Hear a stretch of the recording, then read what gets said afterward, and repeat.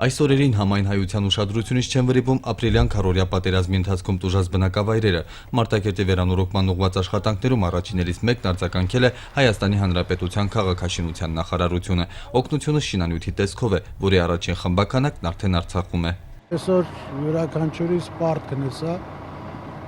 բոլորս հպարտություն ենք ապրում, բոլորս վճռական ենք եւ յուրաքանչյուր հայ մարդ պետք է լինի այսօր Արցախի կողքին։ Մարտակերտում բնակարանների վերանորոգման աշխատանքներն արդեն մեկնարկել են։ Քաղաքում 6 կապալառու կազմակերպություն է աշխատում։ Շինարարական աշխատանքները համակարգում է ԼՂ քաղաքաշինության նախարարությունը։ Ընթացիկ տվյալներով գույքագրման արդյունքում պարզվել է, որ միայն բնակարանների մասով Մարտակերտում տուժել է 60 բնակարան, որից 7-ում վնասներն ավելի լուրջ են։ Այստեղ հիմնականում աշխատանք է տարվում տանիքների կառուցման ուղղությամբ։ Մենք բերել ենք շուրջ 4500 քառակուսի տանիքի թիթեղ եւ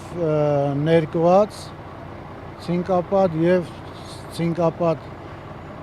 պրոֆիլային թիթեղներ, դրանք 4 մետրանոց երկարությամբ թիթեղներ են, որը պետք է ուրեմն տուժած բնակավայրերի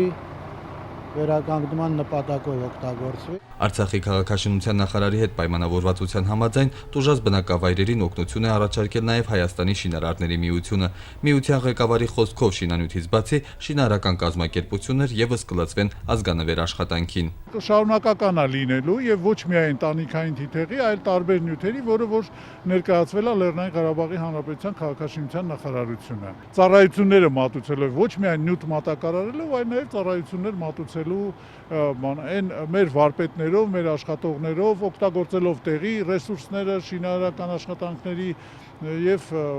ցանկացած ծառայություն մենք պատրաստ ենք իրականացնելու։ Հայաստանից բերված շինանյութը վաղը կհասցվի Մարտակերտ եւ Մատաղիս, որտեղ հնարավոր կարճ ժամկետներում կավարտվեն վերանորոգման վերակառուցման աշխատանքները։ Հունան Թադևոսյան, Մերուժան Հայրապետյան, օր լրատվականի համար։